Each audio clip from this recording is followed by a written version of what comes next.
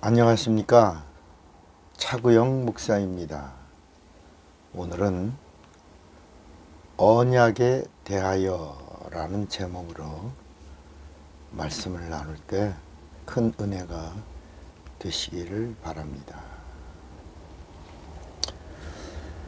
하나님의 약속은 하나님이 반드시 지키시는 언약입니다. 세상의 약속은 그냥 약속이라고 하지만 하나님이 하나님을 믿는 백성들에게 말씀하신 약속을 언약이라고 합니다. 세상에서도 사람과 사람과의 약속은 지켜야 되고 또 반드시 지켜야 할 약속이지만 문제는 부도가 날 수 있다는 것입니다. 갈라디아서 3장 15절에도 형제들아 사람의 예대로 말하노니 사람의 언약이라도 정한 후에는 아무나 패하거나 더하거나 하지 못하느니라. 이렇게 사람과의 언약에도 반드시 지켜야 되어야 하는데 문제는 사람과 사람과의 약속은 파기될 수가 있다는 것입니다. 그러나 하나님의 약속에는 부도가 없다는 것입니다. 부도가 나지 않는 하나님의 약속을 언약이라고 하는 것입니다. 언약이란 뭐라고요?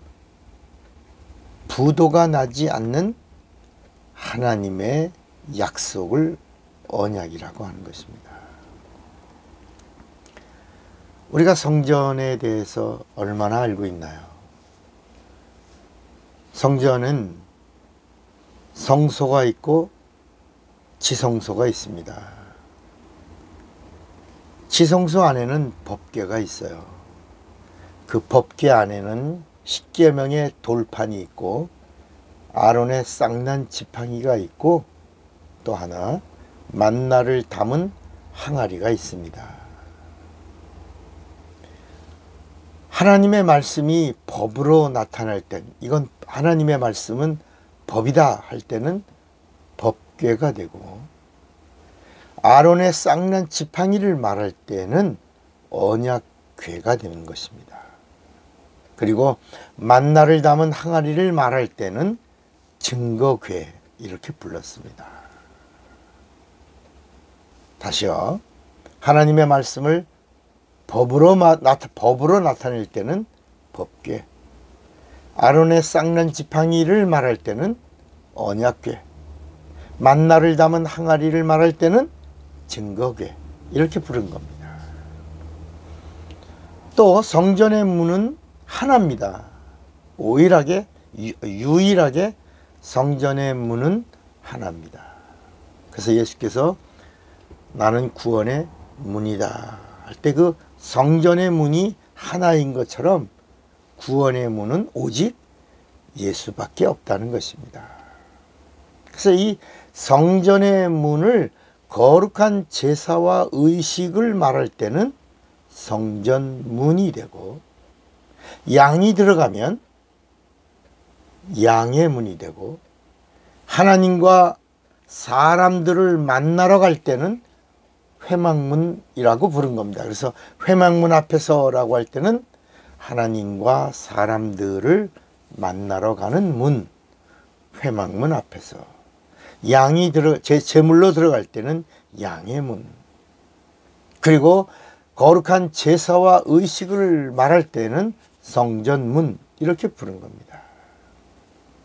성경에는 하나님의 말씀이 가득하고 하나님의 말씀은 하나님의 약속입니다.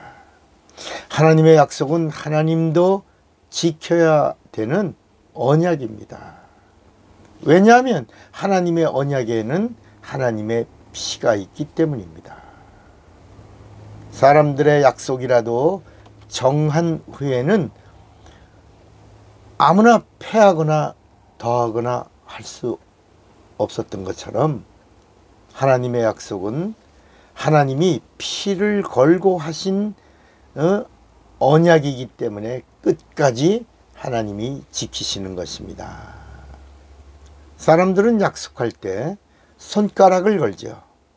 그죠? 손가락.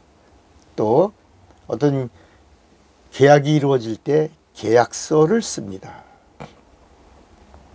그래서 인간의 방법으로는 인간의 약속을 하고 그 약속을 지키려고 인간적인 방법을 동원하고 약속을 지키지 못했을 경우를 생각해서 안전장치를 법적으로 설정해 놓습니다. 이것을 공증이라고 합니다.